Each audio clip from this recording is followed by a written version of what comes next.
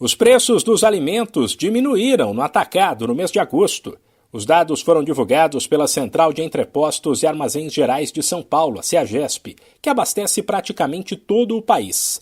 Na média, a queda foi de 0,55%. Cada produto tem sua história, mas, no geral, dá para dizer que o clima mais favorável fez crescer a oferta de alguns itens. Quando se analisa os diferentes grupos, a maior queda de 18% na média ficou por conta de alimentos diversos. Batata escovada e cebola nacional foram os destaques, com tombos de 30% e 28%. Entre as verduras chamam a atenção, por exemplo, coentro, beterraba e repolho liso, com redução mínima de 24%. Já no caso dos legumes, o tomate Carmen chamou a atenção, 23% mais em conta. E no grupo pescados, destaque para sardinha Lages e pescada amarela, entre outros itens, cujos preços também caíram. O tombo no valor dos alimentos em agosto só não foi maior porque as frutas ficaram mais caras. O mamão Havaí, cujo preço mais que dobrou, foi o principal vilão.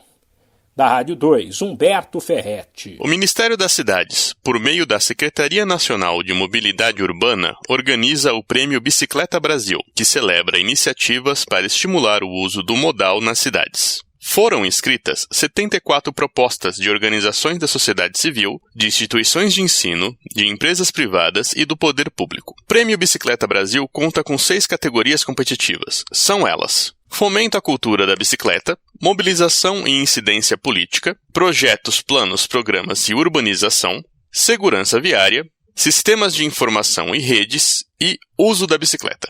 Foram aceitos projetos técnicos, científicos ou artísticos. Todos os participantes recebem o selo Bicicleta Brasil para reconhecer o engajamento com a causa.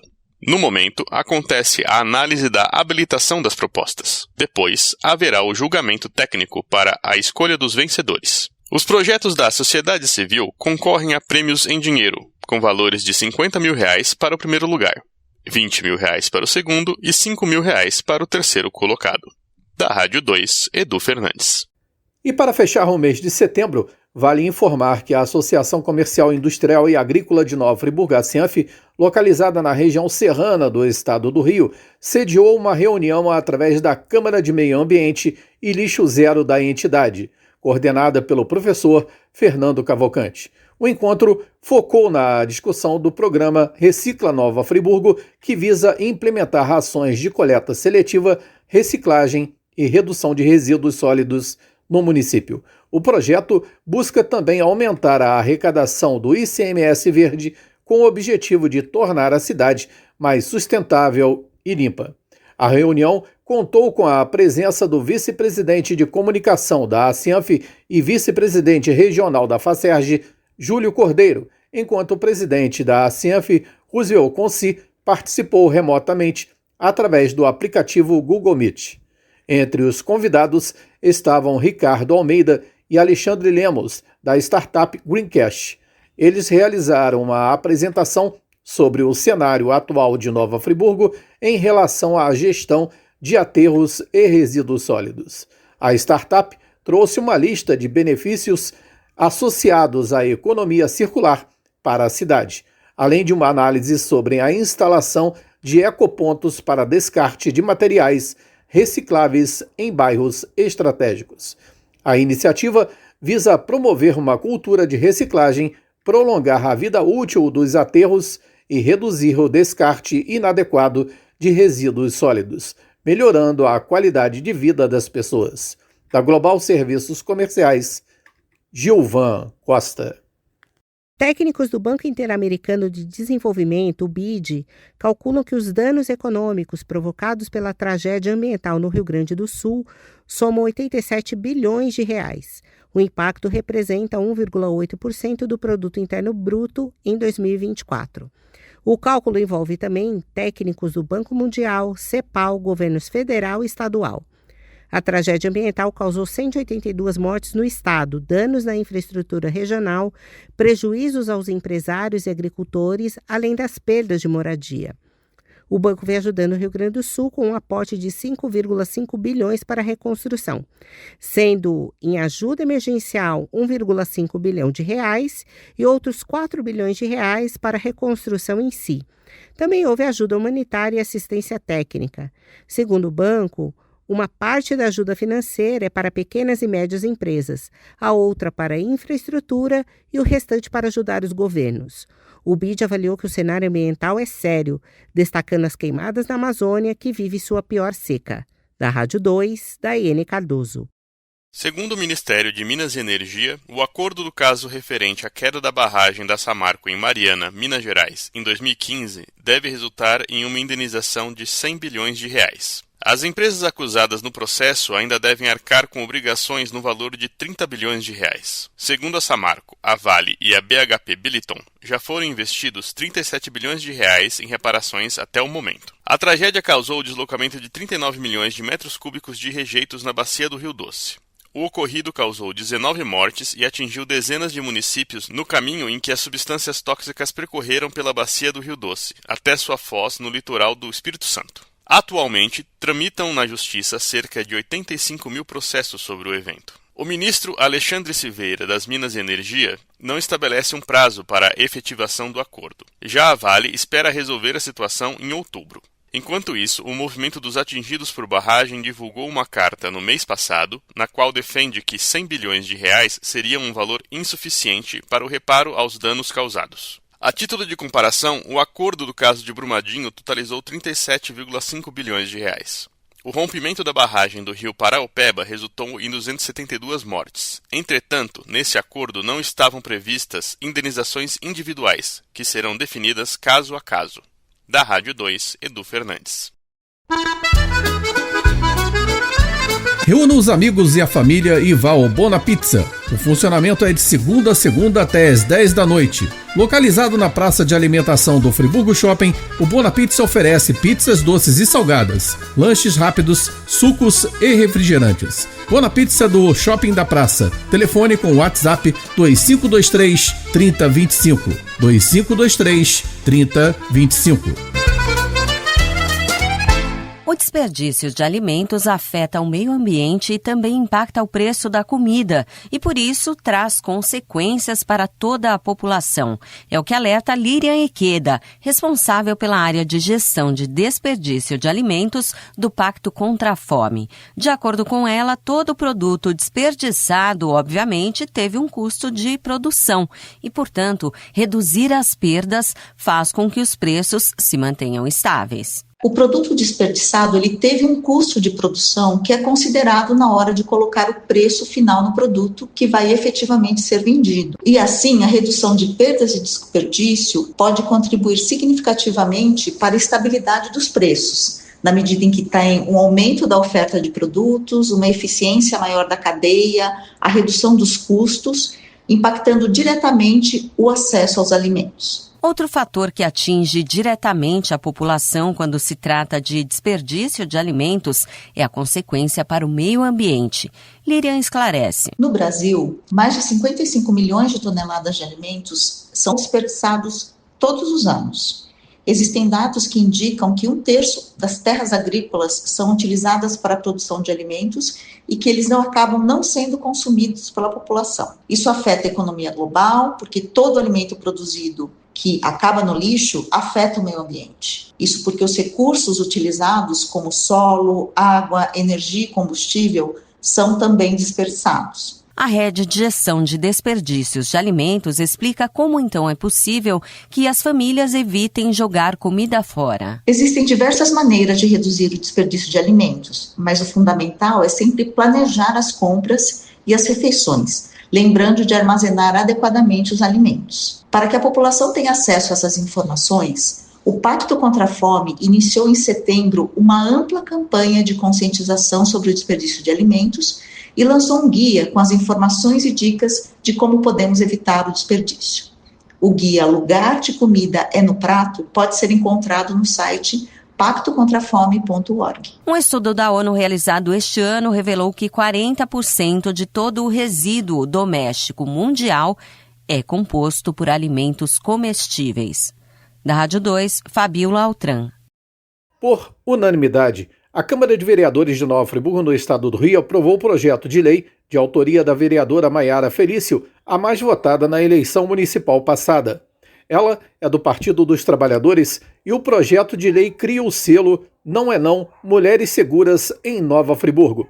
A proposta concede o selo às casas de festas, casas noturnas, boates, bares, restaurantes, lojas, clubes, hotéis, espetáculos musicais realizados em locais fechados e em shows com venda de bebida alcoólica para promover a proteção das mulheres e para prevenir e enfrentar o constrangimento e a violência contra elas nos demais estabelecimentos e ambientes destinados ao entretenimento e diversão que adotem práticas de segurança para as mulheres, especialmente na prevenção aos crimes contra a dignidade sexual e crime de perseguição. Maiara informou ainda que os estabelecimentos poderão criar um código próprio a ser divulgado nos sanitários femininos, para que as mulheres possam alertar os funcionários sobre a necessidade de ajuda. Segundo a vereadora, é necessário união para que tais medidas sejam implementadas e fiscalizadas em Nova Friburgo. De acordo com o projeto, o prazo de validade do selo Não é Não, Mulheres Seguras, será de 2 anos, devendo ser renovado após reavaliação. Da Global Serviços Comerciais, Gilvan Costa. O Brasil já registrou mais focos de incêndio nos 9 meses de 2024 do que em todo o ano passado. O dado do Instituto Nacional de Pesquisas Espaciais, o INPE. Até agora foram detectados mais de 200 mil incêndios no país só neste ano, contra quase 190 mil no ano anterior. O índice é o pior desde 2010, quando foram registrados mais de 221 mil focos no período de 1º de janeiro a 22 de setembro. Em 2023, o Brasil teve mais de 100 mil focos neste mesmo período. Neste ano, São Paulo já quebrou seu recorde histórico de incêndios. A América do Sul teve seu pior índice em 26 anos. Merece destaque também o Amazonas, que atingiu seu recorde histórico de focos de incêndio. Segundo o INPE, que faz o acompanhamento desde 1988, só no último domingo foram 448 novos focos, o que se soma a este ano mais de 21 mil registros de fogo. A temporada de incêndios no Brasil começou antes da tradicional estiagem. Em fevereiro já havia registro de incêndios em Roraima. No Pantanal, as chamas começaram a consumir o bioma em junho. A seca está atrelada ao fenômeno El Niño e às mudanças climáticas. A estiagem é a pior do Pantanal nos últimos 73 anos e a mais severa dos últimos 40 anos na Amazônia. A falta de umidade no ar e no solo, o calor intenso e o vento criam um ambiente propício para que o fogo se espalhe. Da Rádio 2, Daiane Cardoso. O Ministério da Educação prepara para outubro um projeto de lei que visa proibir o uso de celulares nas escolas públicas e privadas do Brasil. A resolução é uma resposta do governo federal para iniciativas em andamento por parte dos estados e municípios. A pesquisa TIC Educação 2023 aponta que 28% das escolas brasileiras já proíbem o uso de celulares pelos estudantes, sendo que 60% das unidades de ensino estipulam locais e horários específicos nos quais o uso dos aparelhos é permitido. Segundo a pesquisa, as restrições são maiores nos anos iniciais.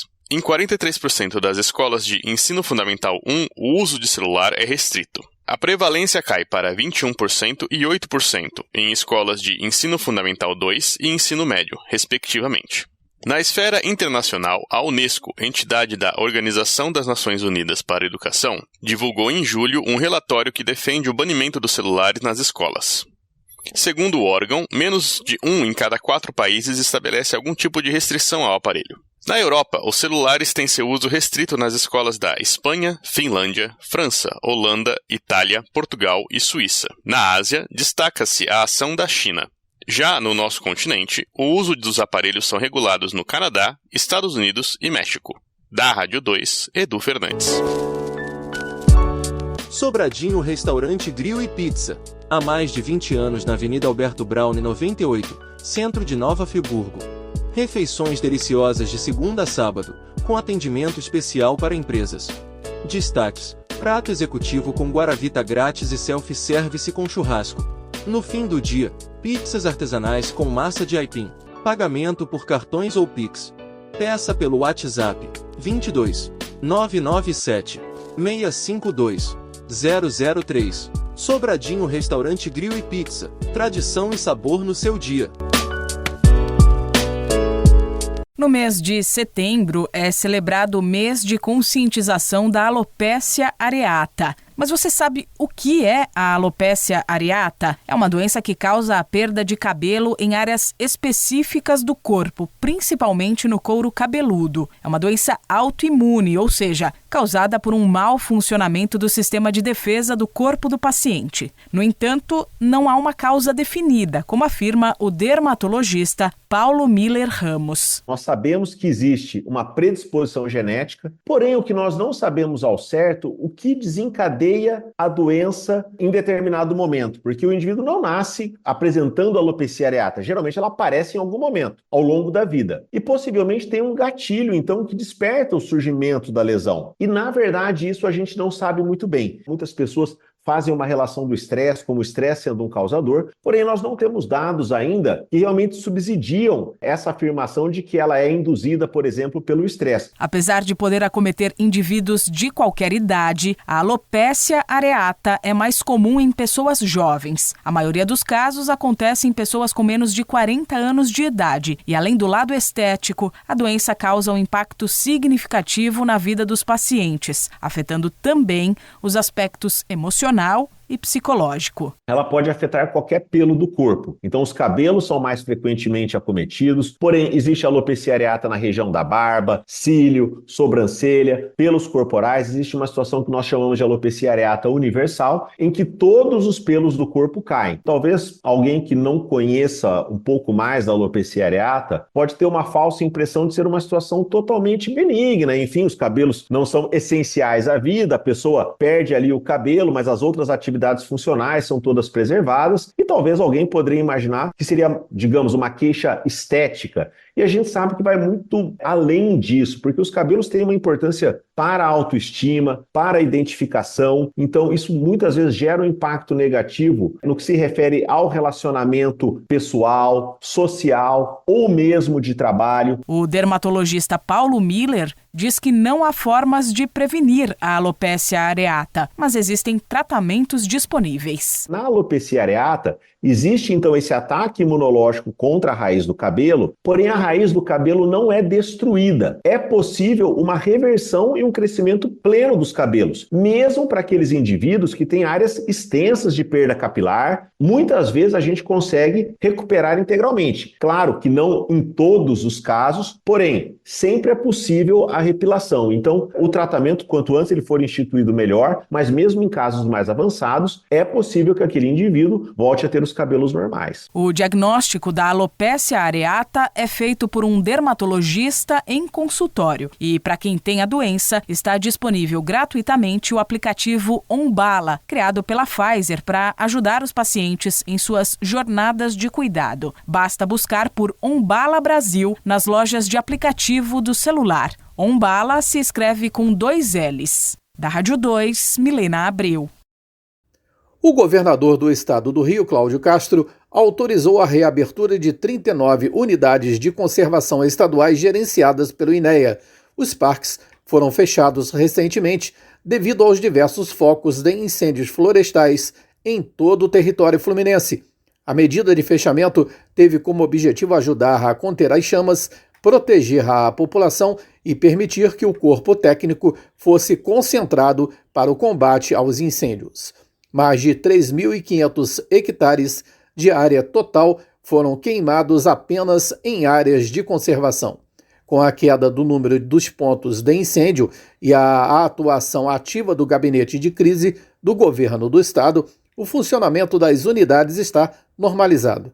Das 39 unidades, 11 são parques que podem receber novamente visitação pública, sem restrições. Por outro lado, profissionais da Defesa Civil Estadual e dos bombeiros seguem monitorando 24 horas por dia as condições meteorológicas e climáticas no estado. Da Global Serviços Comerciais, Gilvan Costa. Áreas de reserva legal e de preservação permanente na bacia do Rio Doce, que somam 2.000 hectares, são alvo de uma ação de reflorestamento do Movimento dos Trabalhadores Rurais Sem Terra. A região se estende por 6 municípios mineiros: Campanário, Governador Valadares, Jampruca, Periquito, Resplendor e Santa Maria do Sapucaí. A área será reflorestada pelo sistema de muvuca de sementes, uma técnica que garante a antecipação do plantio, cobrindo uma área maior com um custo menor. Para isso, o solo já está preparado e adubado. Outra vantagem na técnica é que a produção de sementes para a iniciativa gera renda para os assentamentos dos municípios atendidos, e também para quilombolas e indígenas. A ação faz parte do Programa Agroecológico de Recuperação da Bacia do Rio Doce, que já construiu 150 barreirinhas, uma tecnologia que capta água das chuvas para abastecer os lençóis freáticos. A iniciativa também já instalou 58 biodigestores, que tratam o esgoto dos banheiros nas áreas rurais. Os esforços se somam à atuação do movimento Plantar Árvores, Produzir Alimentos Saudáveis, que tem como meta o plantio de 100 milhões de árvores até 2030. Da Rádio 2, Edu Fernandes. Atenção, gestor de recursos humanos. Essa mensagem é para você. Precisa contratar rápido e com precisão? Conheça o Golden Match da Curriculum. Sua empresa conectada aos melhores candidatos em até 10 dias. Para isso, são utilizados ferramentas inteligentes e uma base com mais de 13 milhões de currículos. Fale agora no WhatsApp 22 92 0 0 8 79 17 e conheça o Golden Match da Curriculum, a solução rápida e eficiente para o seu RH.